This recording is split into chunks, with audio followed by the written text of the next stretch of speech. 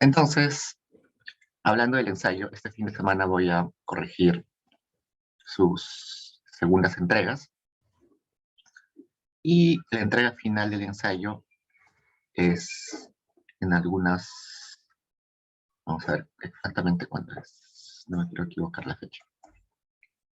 Es en la semana 15, el día 29. Les queda 10 días tras su ensayo. Seguro a más tarde el domingo, que es 21, les comento sus ensayos y ahí tienen 8 días más para acabar su ensayo, ¿no? Pero igual sigan avanzando. Evidentemente los comentarios que les voy a poner no van a ser pues a mal, no. Les voy a decir, esa parte puede fortalecer, esa parte me parece que es mm, más interesante explorar, eh, o les voy a recomendar nuevos textos, pero no es que les voy a decir, cambia el tema, ¿no? Sino es el mismo tema, simplemente con alguna ayuda adicional que les pueda dar en los comentarios. Así que pueden estar avanzando normal sus ensayos. Si lo tienen antes, lo pueden subir antes normal, mejor para ustedes, si tienen más tiempo libre. Entonces no se olviden de que les quedan todavía dos controles, el control 11 y el control 12. Ahí pueden todavía recuperar nota algunos que tal vez no pudieron dar los controles o sacaron notas bajas. ¿Preguntas, chicos, hasta ahí? Ahorita me estoy acordando que la semana pasada, sí, la semana pasada, algunos se quedaron sin exponer y querían exponer. Así que escríbanme el chat ahorita si algún grupo quiere exponer de la actividad número 5. No nos alcanzó la semana pasada tiempo.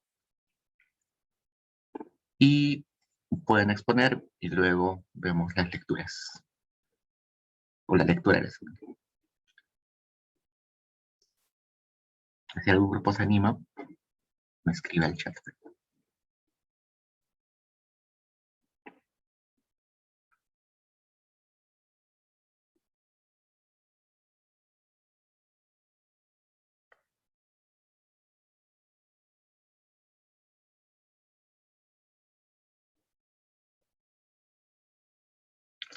Mientras se van animando, algún grupo que no expuso la semana pasada y quiere exponer ahora, veamos el texto de la semana.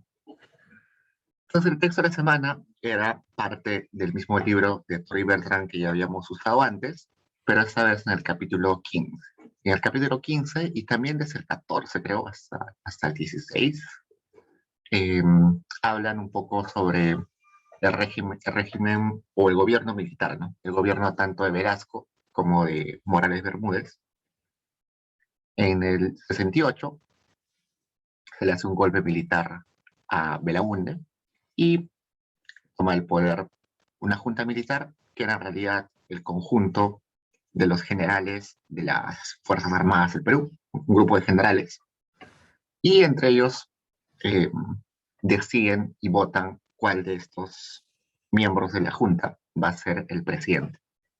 Y ahí eligen a Velasco, y luego de algunos años ven que Velasco se desgasta políticamente, se hace menos popular, no cumple con algunas cosas, empieza a estar un poco enfermo, tanto así que años después pierde la pierna, le tienen que apuntar la pierna a Velasco.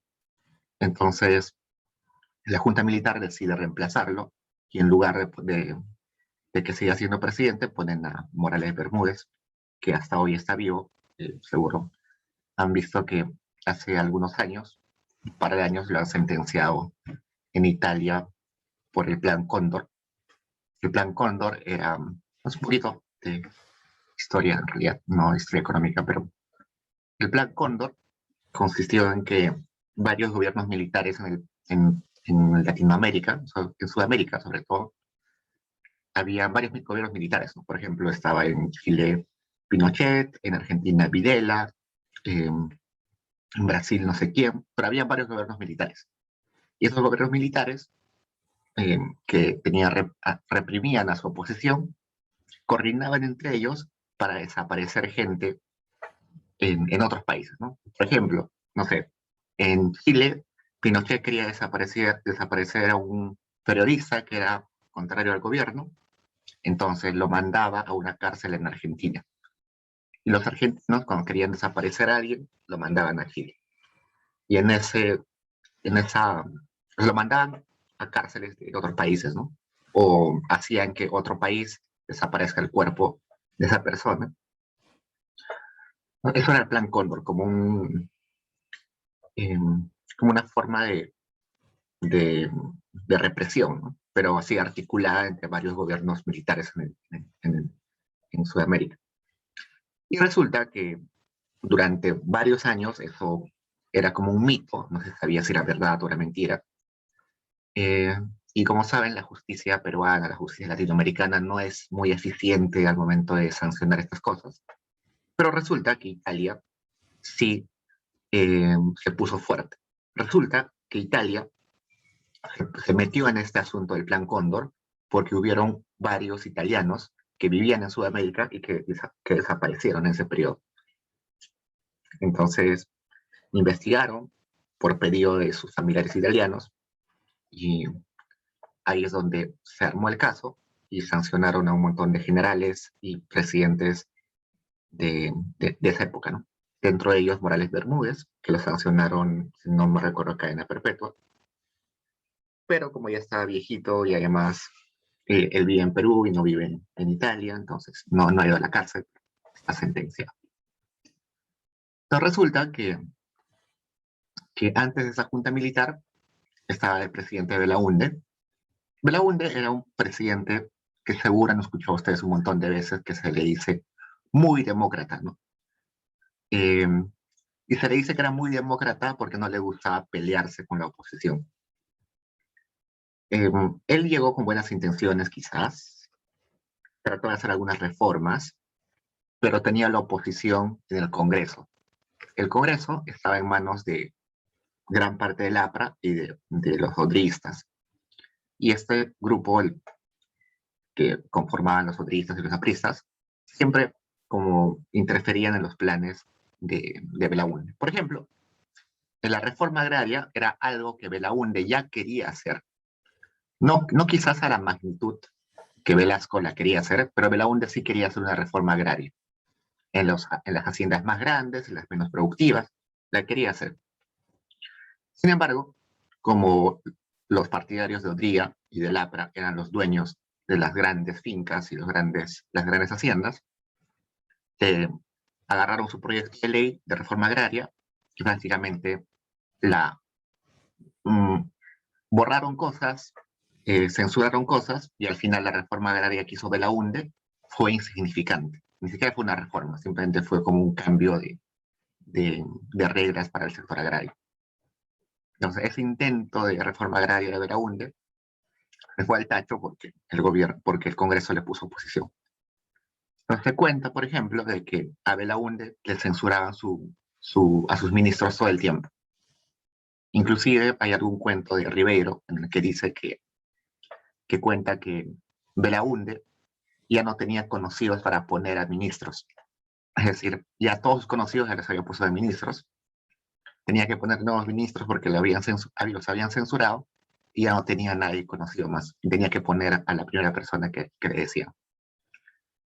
Y resulta que le pusieron tanta oposición, el país veía eso, la gente veía eso, estaba amarga.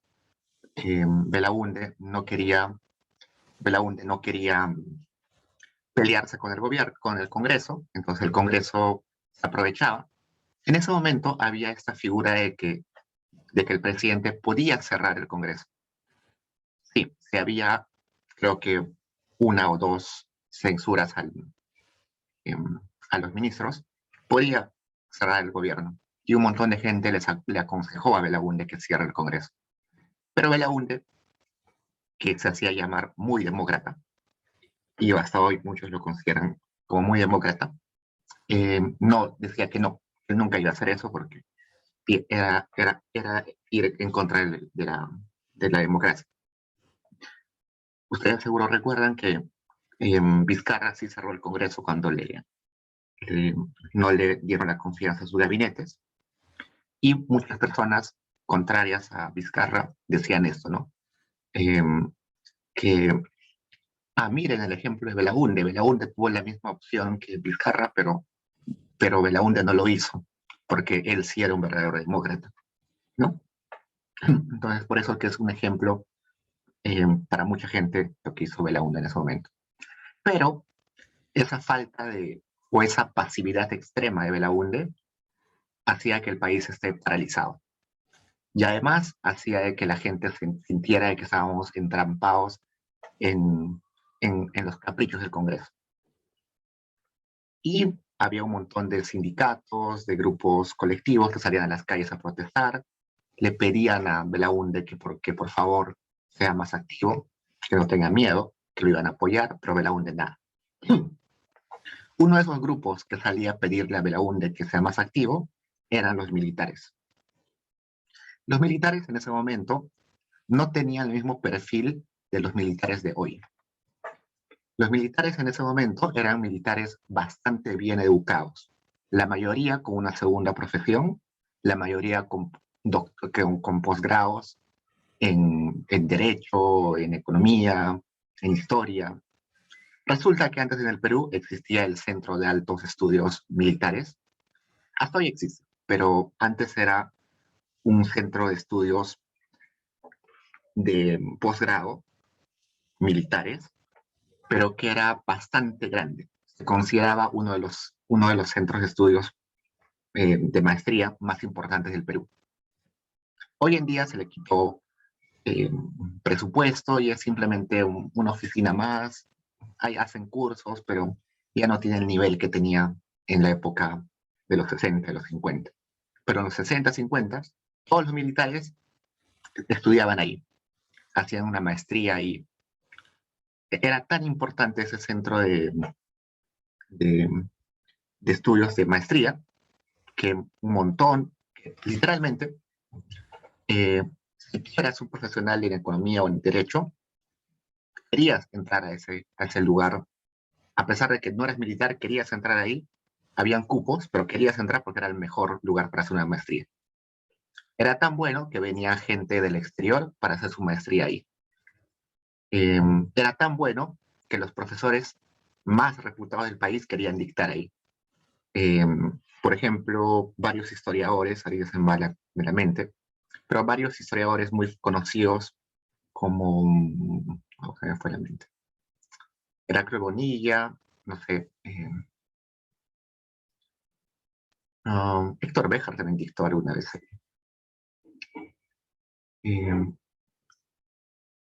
Basadre creo que no, pero sí hubo otro historiador. Historiadores.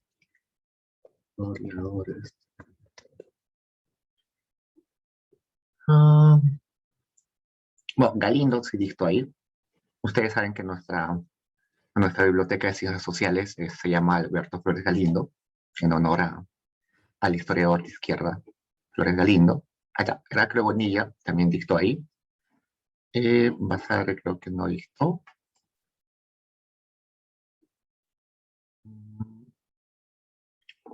Pero un montón de figuras reconocidas dictaban ahí. Entonces, había varios escritores famosos, dictaban ahí cursos de redacción, de literatura. Pues era uno de los lugares más reputados. Eh, Solamente para decirles, Hugo Chávez estudió en esa maestría, en el Centro de Altos Estudios eh, Militares. Eh, el dictador, luego que fue de Panamá, que ahora se me va el nombre, también estudió ahí.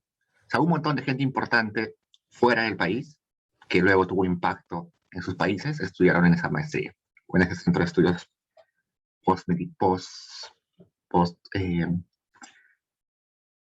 Noriega, exacto, Noriega de Panamá y Hugo Chávez de Venezuela estudiaron en ese lugar. Y también Velasco estudió ahí. Entonces es interesante que ese lugar haya sido su posgrado, hayan estudiado su posgrado ahí. Y lo interesante es que eso llevó a que la clase de los generales, los comandantes de las Fuerzas Armadas en el Perú y en Latinoamérica sean bastante críticos y bastante analíticos de la coyuntura social. Es por eso que eran muy activos socialmente.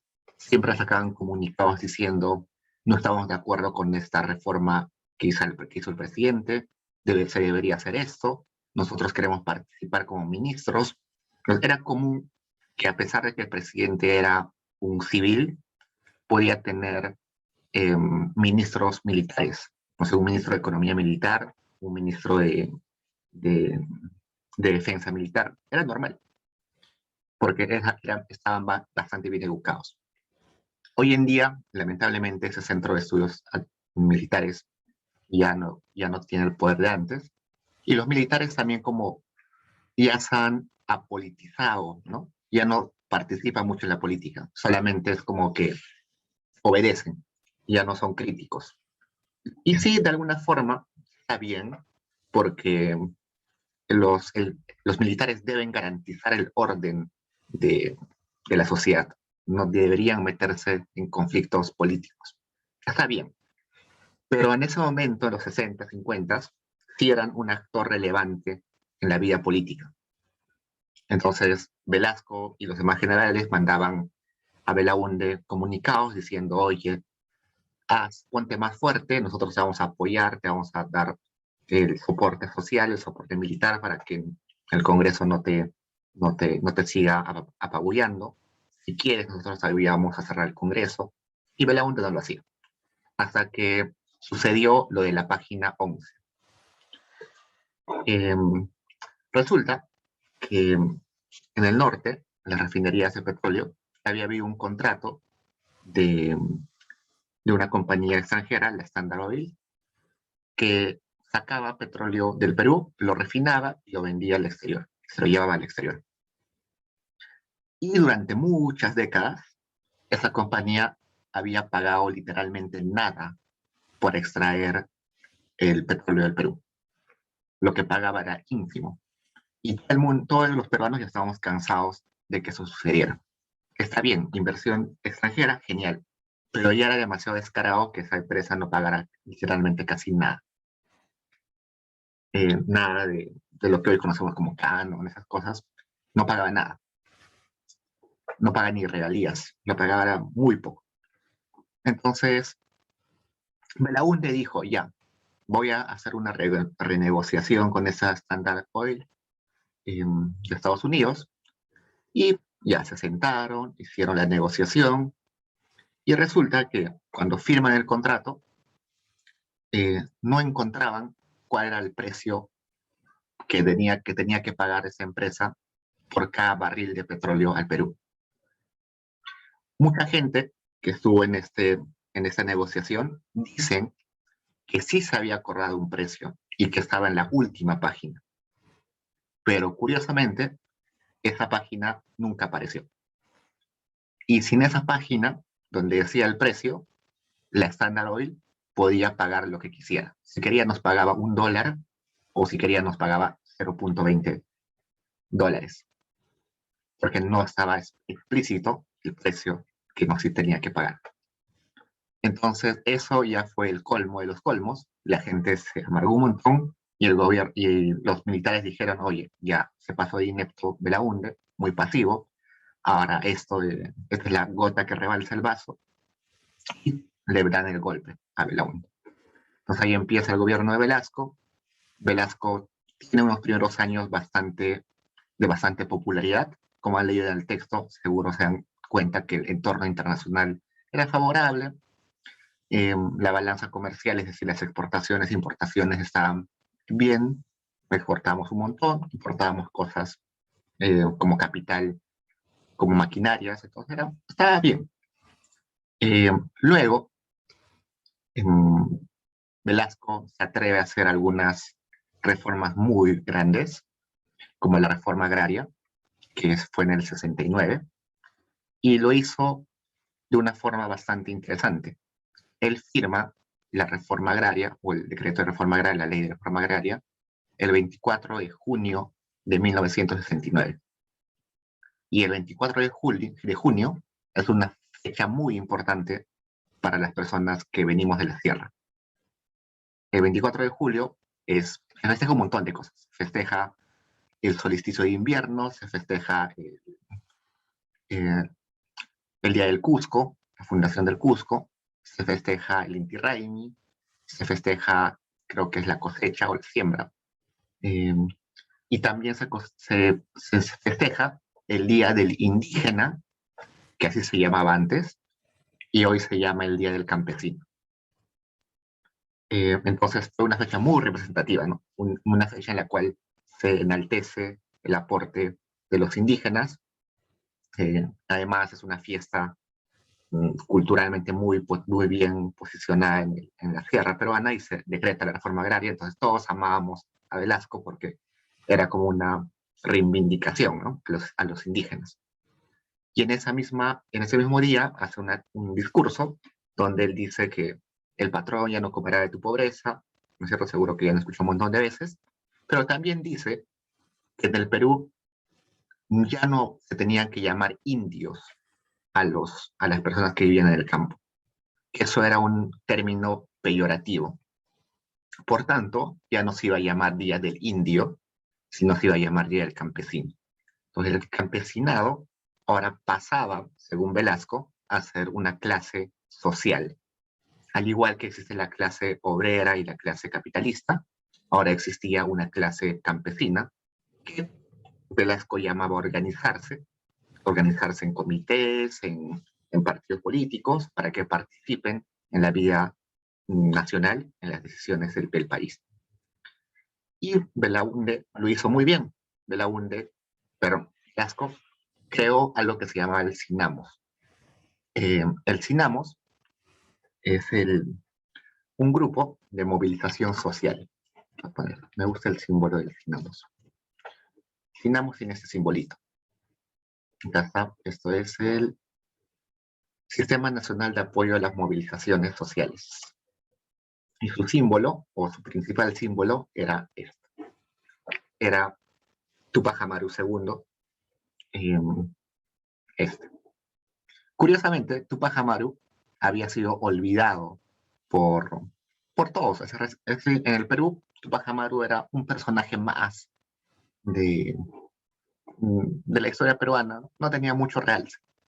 Pero resulta que Belaúnde llama a un grupo de gente que había estudiado publicidad, gente que había trabajado en propaganda política, y les dice, oye, necesitamos un héroe que represente esta revolución.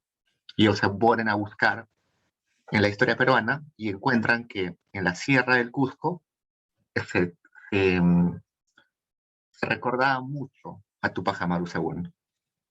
Pero era en realidad en algunos pueblos de Cusco, no en todo Cusco. En algunos pueblos donde él había levantado su rebelión, eh, la gente aún lo recordaba. Inclusive había mitos sobre Tupac Amaru II, que volvía de la muerte y que bla, bla, bla, una serie de mitos. Entonces de ese mito se apoderaron los publicistas de Velasco y crearon esa imagen. Entonces desde ese momento es que Tupac Amaru se vuelve un héroe nacional. Antes era un personaje más de los tantos que existen. Con Velasco es que Tupac Amaru se vuelve un personaje principal, la imagen de la revolución. Inclusive este sombrero que le ponen a Tupac Amaru no es un sombrero que Tupac Amaru de verdad haya utilizado. No, es simplemente una cuestión de marketing. Tupac Amaru nunca utilizó un sombrero. Inclusive no tenía el pelo de esa forma. O sea, hay un montón de cosas que simplemente es publicidad. No es, no es real. Pero la idea era de que en el Cinamos se organice a la población para que pueda apoyar lo que decidía el gobierno. Como Velasco era militar y no había llegado con un partido político, no tenía un soporte social que pueda salir a las calles a defender sus reformas, ¿no? Bueno, si fuéramos un país con partidos políticos fuertes, de seguro, no sé, si por ejemplo Castillo tendría un partido político fuerte y mañana, no sé, hace una gran reforma donde hay un montón de gente disconforme, entonces la gente de su partido político saldría a las calles a apoyar a Castillo, ¿no? Entonces eso sería lo ideal, eso es en una sociedad con partidos políticos fuertes y partidos políticos de masas, sería lo ideal, que los partidarios de una idea, de un movimiento político, puedan salir a las calles a apoyar. Lamentablemente en el Perú no es así, no hay partidos políticos, en, en, en estricto no hay partidos políticos, y como Velasco sabía eso, que no tenía partido político, era el Sinamos. Entonces el Sinamos era una red del gobierno que tenía oficinas en todo el país y que organizaba a la gente, sobre todo a los campesinos. Entonces cuando Velasco eh, expropiaba una mina, entonces seguro el comercio, otros diarios y medios de comunicación salían en contra de Velasco y decirle, oye, tú eres un expropiador, estás malogrando la economía, pero el Sinamo se encargaba de organizar a los colectivos, a los campesinos, a los obreros, y salían a la calle a darle respaldo a, a Velasco, entonces ahí había una contraposición, ¿no? Hay gente que está molesta, pero mira, hay un montón de gente que está feliz. Y eso hacía de que sus reformas sean bastante, se mantengan en el tiempo, ¿no? Porque te imaginas hacer una reforma y que nadie salga a la calle por ello, simplemente no dura tu reforma, se la traen abajo. Entonces, eso hizo, ese aparato de publicidad y apoyo social, de movilización social, hizo posible que Velasco pueda implantar un montón de reformas. No entre ellas la reforma agraria, la reforma eh, educativa. Eh, Velasco falló eso en la reforma educativa. Mm, Seguro ustedes han escuchado esto de esa canción de La Flor de la Retama. Flor de Retama, básicamente una canción en protesta hacia las decisiones, hacia la reforma educativa que hizo Velasco. Velasco quería cobrarle a, a las personas que repetían de año. Si tú repetías de año en un colegio público, ya no tenías derecho a una educación gratuita. Entonces tenías que pagar por el siguiente año que volvías a repetir, ¿no? Entonces, y hacía otras reformas como incluir a maestros que no habían sido educados en universidades, en institutos. Entonces, todo esto generó en el interior del país protestas de los estudiantes que no querían esa reforma, y en una de esas protestas, en Huanta, los militares matan a algunos estudiantes y personas que estaban protestando, y ahí nace esa canción de La Flor de la Retama, que seguro han escuchado varias veces en televisión. Últimamente se ha puesto de moda. Entonces, y así es un montón de reformas sobre educación, sobre minería, sobre la industrialización. Y eso es lo que me quiero detener un rato. Cuando Velasco habla de una economía dual, está diciendo que en una misma economía están viviendo a la vez una economía moderna y una economía atrasada. Es decir, Velasco se daba cuenta que cuando iba por el norte del país, habían grandes fábricas con tecnología de punta.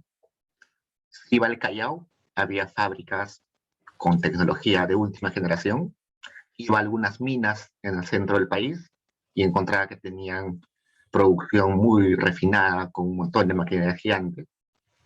Pero también se iba a la Sierra del Cusco, de Puno, y se daba cuenta de que los campesinos estaban trabajando con herramientas de hace siglos, desde siglos, con su guitarra, con sus palas hechas de palos, ni siquiera de metal.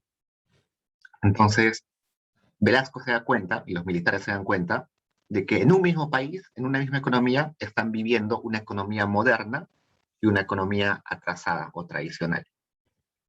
Entonces, para ellos, el sinónimo de modernizar esta economía es que el capital y los trabajadores del sector retrasado, el sector tradicional, pasen al sector moderno para que eh, ahí puedan aprovecharse mejor sus capacidades. Entonces, eso es lo que ellos llaman reforma o modernización de la industria. Que todos los factores productivos que están en el sector tradicional, atrasado, pasen al sector moderno. Entonces, Y había campesinos que producían con chaquitarias y con herramientas de la época de los incas todavía, eh, que dejen de hacerlo y que en lugar de eso se vayan a producir a las grandes o a una cooperativa en la costa donde se producía a gran escala, ¿no? Eso es sinónimo de modernización para ellos. Igual, si había un hacendado que tenía un montón de plata, pero seguía produciendo con relaciones feudales, tenía todavía pongos, producía mal, sin tecnología.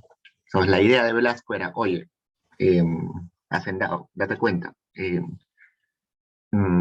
vende tus tierras, te las vamos a quitar y si te vamos a recompensar con algo de dinero, invierte en algo interesante, ¿no? Cuando hubo la reforma agraria, no es que les arrebataron la tierra directamente a los hacendados, sino se les quitó la tierra, sí, pero se les dio unos bonos, que son los bonos de la reforma agraria. Esos bonos eran, en teoría, el pago por la venta forzosa de sus haciendas. Entonces los hacendados tenían unos bonos y el Estado les decía, oye, mira, ahorita no tengo plata para pagarte toda tu hacienda, en lugar de eso te doy estos bonos. Son como contratos donde como Estado me estoy comprometiendo que en unos años te voy a pagar lo que te debo, ¿no? Por haberte quitado la hacienda. Hubo dos tipos de hacendados. Los hacendados que dijeron, ya, voy a esperar que me pagues. Y guardaron sus bonos debajo de su colchón, no sé. Y hubo otro grupo de hacendados que dijeron, oye, esto no está bien. ¿Qué tal, Velasco? Quiero negociar contigo. Eh, ¿Qué te parece si yo te apoyo a ti, Velasco? Apoyo a tu programa de industrialización, pero págame el bono de una vez. Ahí Velasco dijo, eso es una buena idea. Yo te voy a pagar el bono de una vez si es que tú te comprometes a utilizar ese dinero para hacer industria en el país. Entonces, si tú vienes y me dices, oye, me has quitado mi hacienda, pero ahora quiero cobrar el bono para poner una planta de fósforos en el Perú, ya, te lo pago al toque. Si me vienes con la idea de que vas a venir y vas a poner una fábrica de chocolates, ya, genial, porque estás industrializando la economía. Entonces, hubo esos dos tipos de hacendados, los que dijeron, ya, mejor espero a que me pagues, o los que supieron pilas y dijeron, ya, hay que industrializar el país. Entonces, no sé, ustedes seguro les suena esos nombres de los Gildemeister, de los Romero. Esos apellidos eran apellidos de grandes hacendados. Pero estos hacendados se les quitaron las tierras y ellos fueron donde Velasco y le dijeron eso. Y es por eso que ellos recibieron su dinero rápidamente y pudieron invertir en bancos, en venta de automóviles, en fábricas y en todo eso. Mientras que los otros hacendados un poquito flojos dijeron que no, lo guardaron y dejaron que el bono ahí esté, ¿no? Y evidentemente cuando cambiaron de gobierno, del gobierno militar al gobierno de Alan García y luego los siguientes gobiernos que vinieron, ya como dijeron, esa no es mi deuda, ¿no? Es la deuda de Velasco, no, no vengas a cobrarme a mí. Entonces, eh, esa es una parte de la historia que no se cuenta, pero sí, hubo, bueno, hubo un grupo de hacendados y de gente con dinero en el país que sí se benefició de Velasco. Por ejemplo, nuestro amigo Dionisio Romero, padre, el, el que fundó el Banco de Crédito. Él, por ejemplo, cuando le preguntaban alguna vez en una entrevista en qué periodo de la historia del país su banco había crecido más rápido, o cuál había sido el periodo donde había tenido mayores ganancias su banco. Y él dijo que tuvo mayores ganancias en la época de Velasco, que esa fue la mejor época para el banco de crédito. Nunca habían tenido tantas ganancias como en esa época. ¿Y por qué? Porque básicamente eh, Dionisio Romero vio que se venía la reforma agraria, vio que se venían las reformas estructurales, y en lugar de oponerse a Velasco, se puso al costado de Velasco. Entonces hubo esta articulación entre, entre el militar, que estaba en el gobierno, y el empresario que quería ayudarlo a hacer esta esta modernización de la economía. Entonces, como había esa amistad, esa cercanía entre Velasco y Dionisio Romero tenía acceso a información que otros empresarios no tenían, ¿no? Dionisio Romero sabía cuando iba a firmar un tratado con otro país, sabía cuando se iba a hacer una ley, cuando se iba a aplicar una expropiación, ya sabía con anticipación porque estaba cercano al gobierno. Entonces, eso hacía que aproveche esas oportunidades para que su banco tenga mayores ganancias. Y así hubo un montón de gente con dinero que se hizo mucho más millonaria de lo que era. Pero los que se opusieron al gobierno y también los que fueron muy pasivos y simplemente se quedaron a observar y no, o sea, se quedaron como que simplemente a llorar de que les quitaron su tierra y no hicieron nada adicional a eso, perdieron, ¿no? Eh, Eso no es una justificación a Velasco, ¿no? Pero sí, o sea, eh, los empresarios, al fin y al cabo, deben tener como la cabeza fría, ¿no?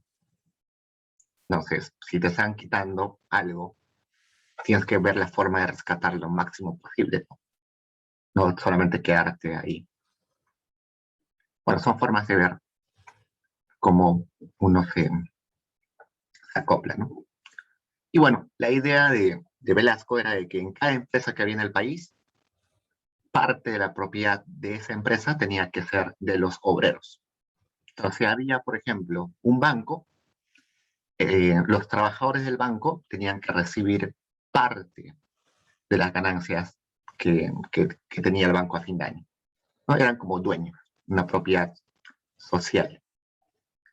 Y también, la, bueno, el ejemplo más claro de eso son las cooperativas. Resulta que las tierras se entregaban a un grupo de campesinos, es decir, por ejemplo, yo era un campesino en la sierra del Cusco y resulta de que eh, muy cerca a mi comunidad campesina expropiaron una hacienda. Entonces el gobierno militar decía, vamos a entregar esta hacienda a las comunidades que están alrededor. Entonces todas las comunidades campesinas que están alrededor ahora son dueñas de la hacienda. Entonces, para que se organice esa hacienda, se va a llamar una cooperativa. Entonces, van a elegir seguro a un presidente de la cooperativa, un secretario de la cooperativa, o un tesorero de la cooperativa. Ellos se van a encargar de gestionar la producción en esa hacienda, que ahora es cooperativa, y luego al final de año, bueno, y luego van a contratar a todos los campesinos de alrededor para que trabajen ahí, y a fin de cada año seguro les van a pagar su sueldo, pero además de su sueldo les van a pagar su ganancia, porque en parte todas las personas que vivían, que son parte de las comunidades, son dueños. Entonces eras como trabajador y dueño a la vez. Eso seguro van a ver luego en otros cursos de que es un poquito inestable, muy inestable en realidad. Porque si tú eres trabajador y a la vez eres dueño, no tienes muchos incentivos para esforzarte, porque no te pueden despedir, eres dueño. Entonces sucedía eso, ¿no? Que la gente que estaba contratada no iba a trabajar ya, eh, y cuando lo querían despedir, él decía, oye, ¿cómo me vas a despedir si yo también soy dueño? ¿Me quieres despedir?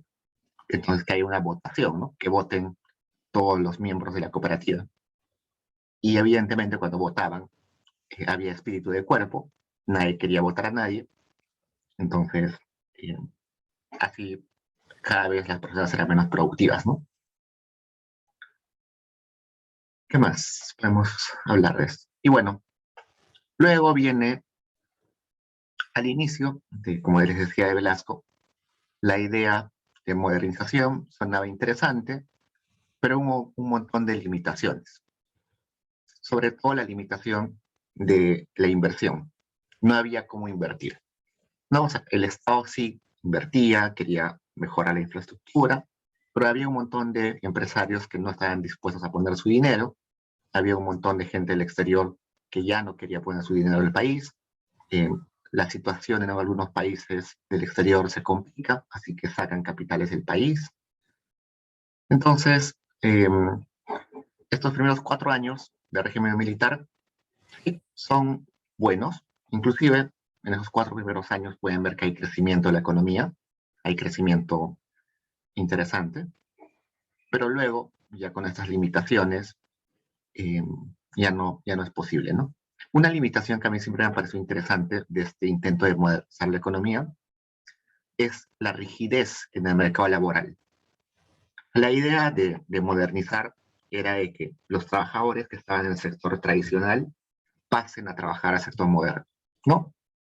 Es decir, alguien que trabaja en el sector campesino o es campesino, deje de producir ahí y se vaya a trabajar a una empresa que tiene tecnología moderna. ¿Mm?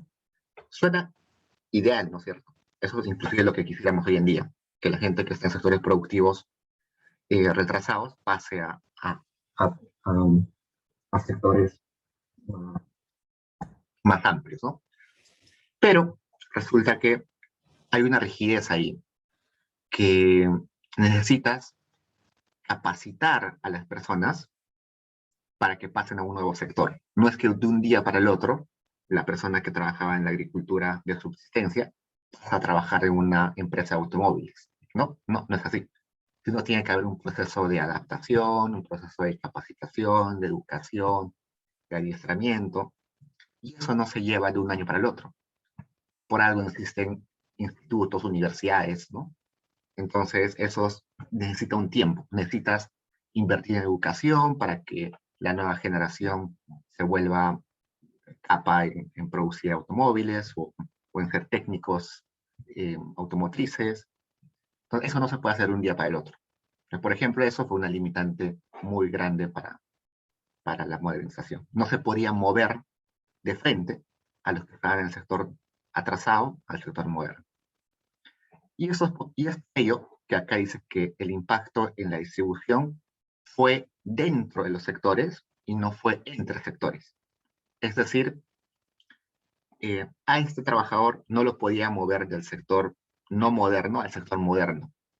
Lo que sí podía hacer es moverlo dentro del sector donde ya estaba, ¿no? Entonces, a este trabajador campesino que está en el sector no moderno, tradicional, ya no está trabajando para el capataz, para el hacendado, pero ahora está trabajando para una cooperativa. Pero sigue teniendo producción atrasada, ¿no? No ha pasado a ser moderno. Entonces, por eso es que nos dice esto, que no ha habido una distribución de los ingresos entre sectores, moderno y tradicional, pero sí dentro de los sectores. Esta idea de llevar a los campesinos a sectores más productivos, como la industria, la manufactura, no se pudo, sino se quedaron todavía produciendo de la misma forma, simplemente que ahora ya no tenían sus jefes que eran los hacendados, sino ahora producían para ellos mismos. Y acá dan algunos datos de eso. Bueno, y acá esto del crecimiento. Si esto del crecimiento, si ustedes quieren leerlo más, acá hay un paper que se llama de Martinelli y de Vega, que es Velasco, consecuencias.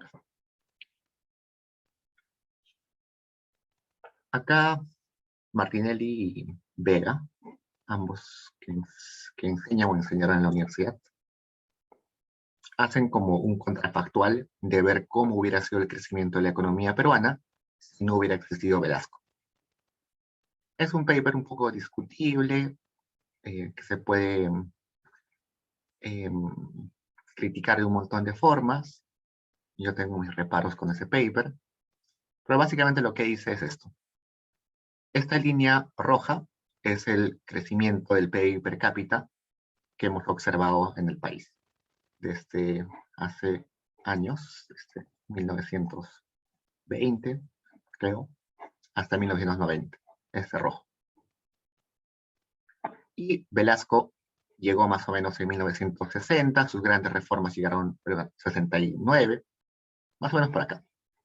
Entonces nos dice, si Velasco no hubiera existido, el crecimiento del PBI per cápita hubiera sido este azul, ¿no? Entonces, según Martinetti y Vega, dicen que toda esa brecha es lo que se perdió en crecimiento por la existencia de Velasco. Y básicamente es lo que dice también ese trabajo de Tori Bertrand, que nos atrasó un poco, ¿no? Esto es discutible. Este paper que les he mostrado de Martinelli y Vega ha sido criticado por otros porque la metodología que utilizan no es tan estricta económicamente. Lo que utilizan es control sintético. Seguro alguno en el futuro va a utilizar esos métodos. Control sintético. Entonces acá es como el Perú que yo observo en la vida real, y acá es mi Perú imaginario que lo he simulado en una computadora. El Perú sintético. Es el Perú que sería si no hubiera existido Velasco. Pero bueno, pero básicamente es la conclusión, que también es la que recoge eh, nuestro amigo Riberto.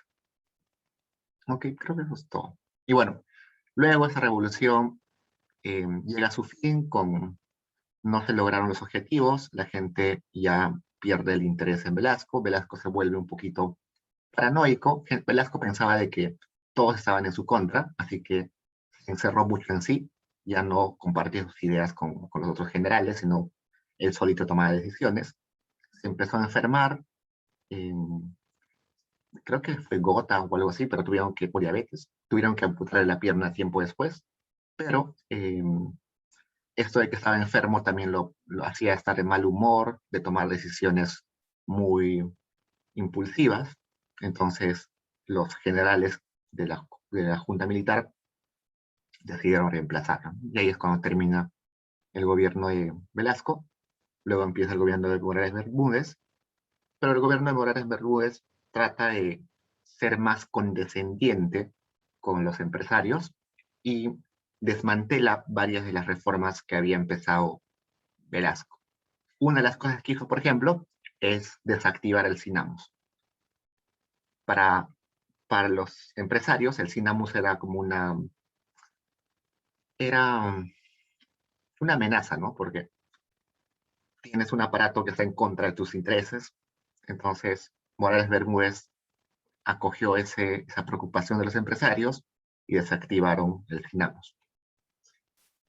Velasco tenía un plan, por ejemplo, para tecnificar la agricultura. Ese plan para tecnificar la agricultura también fue desmantelado por, por Morales Bermúdez. Entonces, el gobierno de Morales Bermúdez ya fue un poquito más de desmantelamiento y ya se fueron más hacia la derecha, se alejaron de lo que había empezado Velasco. Eso ya es otro tema. ¿Preguntas, chicos? Es hora para comentar la lectura. Profesor, buenas tardes. Dime. ¿Qué tal? ¿Cómo está? Sí, algo que me pareció que leí en el PDF es que Velasco no fue tan condescendiente con los extranjeros como con los nacionales en la retribución de las empresas que estatizaba. ¿O me equivoco? Sí, Velasco tiene mucha razón. Velasco Velasco. sabía, en el fondo, que que no se podía pelear con Estados Unidos. Y es algo que hasta hoy todos tenemos en cuenta, ¿no? Pelearse con Estados Unidos es una de las peores cosas que uno puede hacer. No solamente miren algunos países que cuando se han peleado con Estados Unidos les han hecho bloqueos económicos, han quitado el apoyo económico a esos países, ¿no? Y eso es brutal para economías pequeñas como la nuestra. Entonces Velasco sabía eso, ¿no? Sabía que no se podía pelear con Estados Unidos, tampoco con Gran Bretaña. Tenía más cuidado con, con expropiar o con quitarle cosas a las empresas extranjeras. Lo hacía así, pero de una forma más sutil, mediante leyes de que les ponían más impuestos, o quizás más reglas, más restricciones, pero no era tan directo como que al hacendado, ¿no? Que de frente voy y te quito la hacienda. Era más sutil. para no pelearse. Un ejemplo de ese problema de pelearse con los extranjeros es con la familia Levy. La familia Levy es una de las familias más ricas del Perú y es una familia de ascendencia francesa. Cuando hubo esto de la reforma agraria y de las expropiaciones de empresas, se les quitó una parte de su fortuna a esta familia Levy. Estos eran peruanos, pero con ascendencia francesa. Tenían doble nacionalidad, ¿no? Eran franceses y peruanos a la vez. Entonces, el gobierno les quitó sus cosas, normal, ¿no? Son peruanos. No hay que tener mucho, no estamos metiendo con extranjeros. Pero esa familia Levy eh, hizo una estrategia legal muy interesante. Denunció al Estado peruano en Francia, apelando a que ellos eran franceses. Y la legislatura francesa, y sobre todo la legislatura de toda Europa, dice que todos los descendientes directos de franceses y que tengan nacionalidad francesa tienen el derecho de acudir a la corte francesa, aunque sus derechos hayan sido violados en otro país. Eso hizo la familia Levy, denunció al gobierno en Francia, y Francia dijo que el Estado peruano le tenía que pagar algo así como el 10% del PIB peruano, que es inimaginable, ¿no? Es como nos quedaríamos sin presupuesto para gastar en programas sociales. Eso pasó hace años.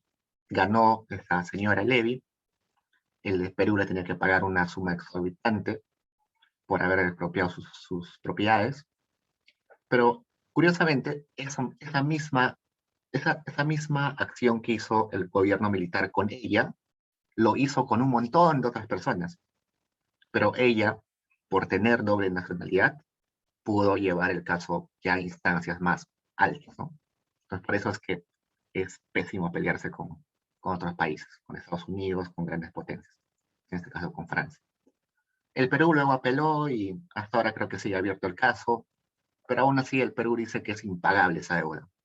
Que se imaginan pagar 10% del PBI a una sola persona o una sola familia, es imposible.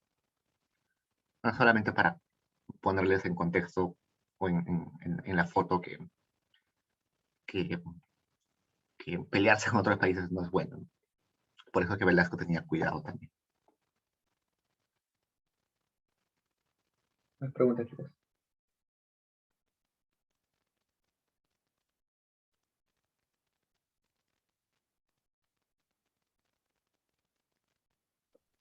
Profesor, ahora quisiera hacer una pregunta respecto al examen. Llegué un poco tarde. El examen no, bueno, en mi campus no aparecía. Ah, sí, empezó como 5 minutos después. 5 minutos después. 5 y 10, no, perdón, 4 y 10 empezó. Ah, ya. Y tuvieron hasta 4 y media, si no me recuerdo. Ya, profesor. Ya, profesor. Ya. Ahora, vamos a poner ¿Qué algunos grupo grupos. quiere jugar? A ver, dígame. Nosotros, profesor. A ver, ¿a quién le No doy recuerdo el qué grupos conflicto? somos.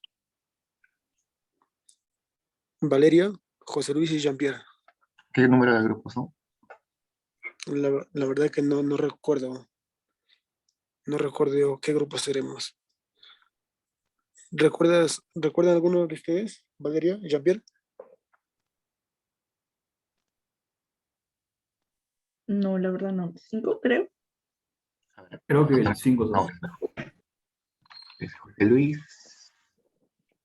El grupo de José Luis, ya voy a notarlo como José Luis Medina.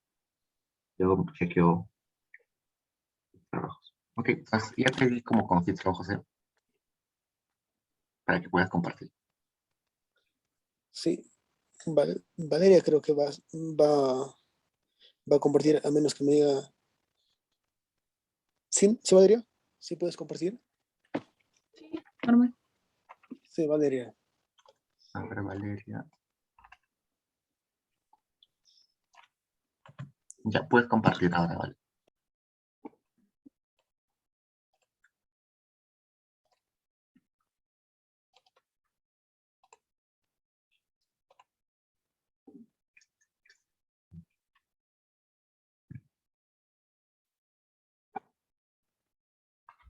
Empiezas Ya, cuando quieras.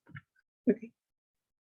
Bueno, buenas tardes con todos compañeros, profesor. Esta es la exposición de la actividad grupal número 5.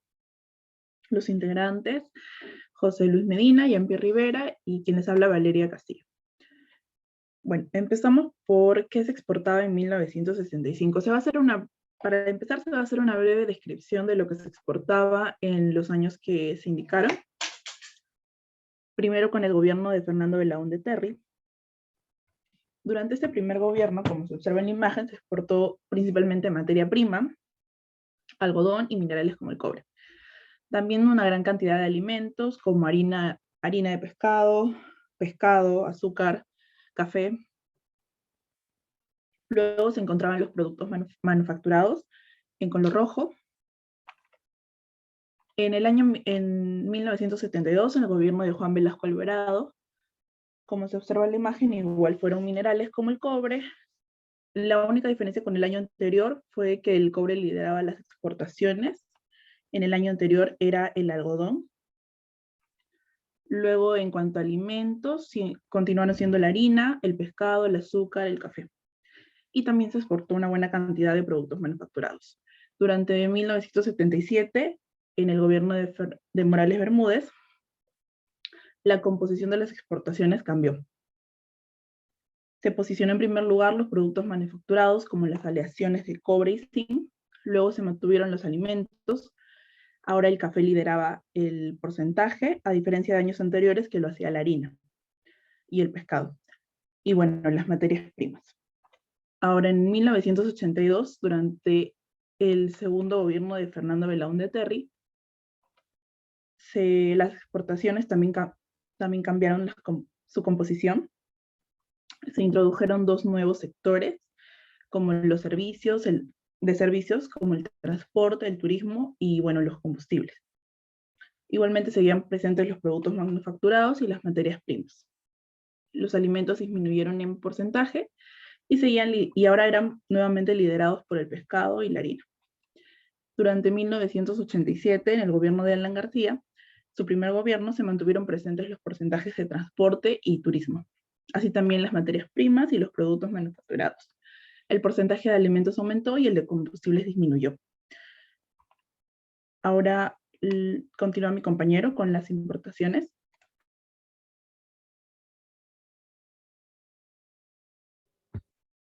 Bueno, a continuación voy a describir la composición de las importaciones durante los años estudiados. En 1965, durante el primer gobierno de Belaúnde, en cuanto a las importaciones, no hubo un producto que destaque significativamente frente a los demás. La composición fue ampliamente variada. Sin embargo, entre los productos que tuvieron más participación destacaron los vehículos para transporte de pasajeros y mercancías, así como también ciertos productos alimenticios como el trigo, arroz y leche, y lo cual la composición se mantuvo muy similar para... siguiente, por favor.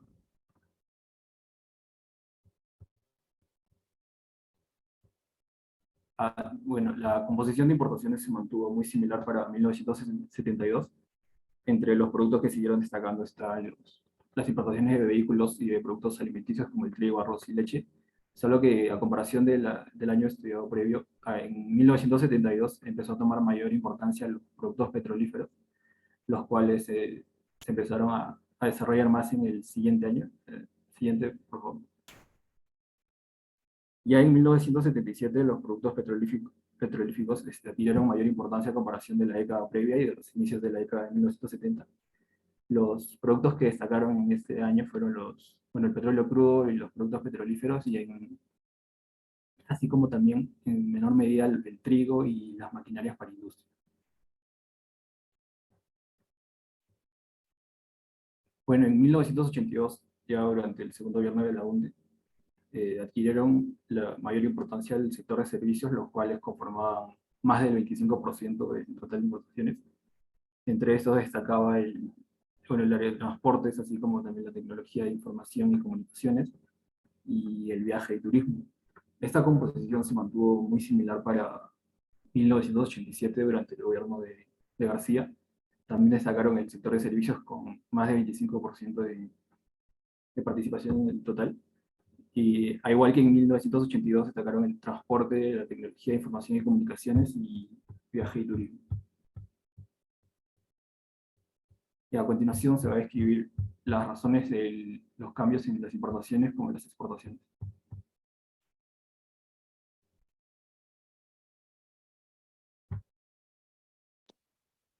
Sí, profesor, buenas tardes, compañeros, buenas tardes. La posta la asumo yo. Y quisiera explicar a grandes rasgos el contexto que pasaba en ese momento, en esos momentos por los cuales, diferentes gobiernos asumieron diferentes perspectivas respecto a las importaciones y exportaciones. Para la época del primer gobierno de Belaúnde Terry, pasado ya la Gran Depresión, diferentes personalidades, como por ejemplo Valle de la Torre, ya protestaban por políticas más de pueblo, que apoyaran al pueblo y no tanto a las grandes familias o empresas poderosas. Y justamente Belaúnde Terry asimila esos pedidos y él intenta hacer los cambios respectivos. Justamente lo que mencionaba usted, profesor, él asume el pedido de hacer la reforma agraria, la cual no lo logra, como sí lo haría posteriormente Velasco, debido a que el Congreso se oponía, pero sí tuvo éxito con el trato que le dio a la IPC, propiedad de Rockefeller. Sin embargo, esto posteriormente ocasionaría problemas justamente con la página 11, en el que estaría implicado Kuczynski, y justamente mencionaron de que esta página 11 beneficiaba en gran manera a las empresas, en este caso a la IPC, para que no pueda pagar realmente el precio que beneficiara al Perú. Posteriormente, a este gobierno de Belaúnde, que no había hecho los cambios tan necesariamente como así demandaban los pueblos para los intereses del Perú, asume el general Velasco. Si lo puedes cambiar, por favor. Eh, correcto. Y Velasco sí logra de una manera más efectiva la reforma agraria, pero con la reforma agraria también trae el disgusto de las grandes empresas que en ese tiempo tenían ya posicionado su mercado. Porque este gobierno de Velasco es más nacionalista y en cierta forma se opone a los grandes capitales. De ahí es que muchas empresas salen del Perú y en ese momento cae un poco la minería, como también posteriormente caería también el tema de la financiación, producto que Velasco se peleó con los mercados exteriores. Al principio, durante los 4 años primeros, sí tuvo éxito, menciona la historia. Incluso el PDF que hemos estado leyendo sí tuvo éxito, sin embargo, posteriormente ya no, ya no contaba con el financiamiento, las empresas nacionales ya no producían como él quería, ni tampoco las mineras que él quería que produzcan a escala, no producían, porque demoraba tiempo para poder implementar realmente y para que haya producción. Entonces, esto generó una inestabilidad económica, recesión y posteriormente también pelea con los mercados.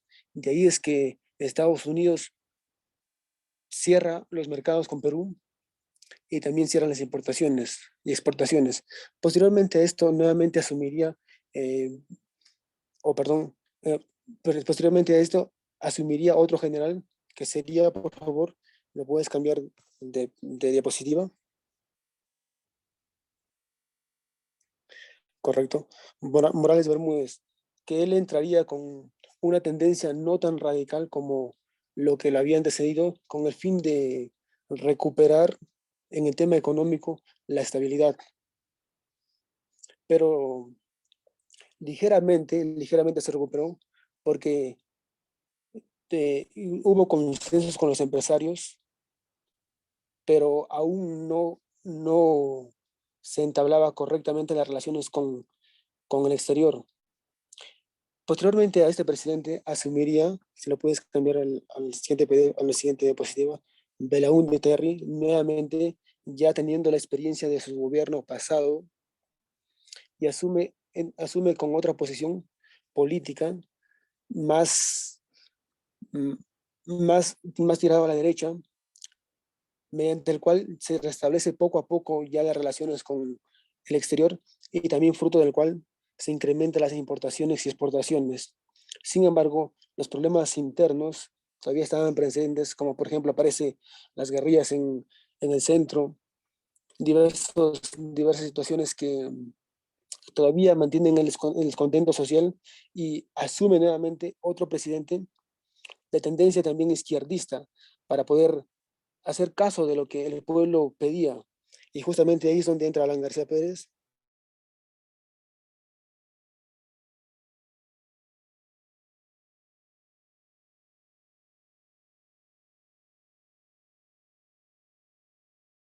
Es aislamiento del mundo y con el querer cerrar los mercados y no querer pagar obligaciones económicas que teníamos con el extranjero, el Perú se perjudica y nuevamente volvemos a épocas de Velasco en el que nos cierran los mercados otras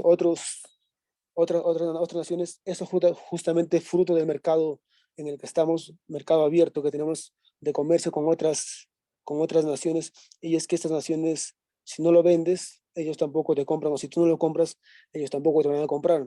Entonces, en ese momento de Alan García, nuevamente las importaciones y las exportaciones sufren alteraciones y en ese instante asumiría ya otro gobierno que para este tema todavía no se va a tocar. Profesor, esa ha sido la exposición del día de ahora. Muchas gracias. Gracias, chicos. Genial. Todo está muy bien. ¿Algún grupo más quiere exponer, chicos?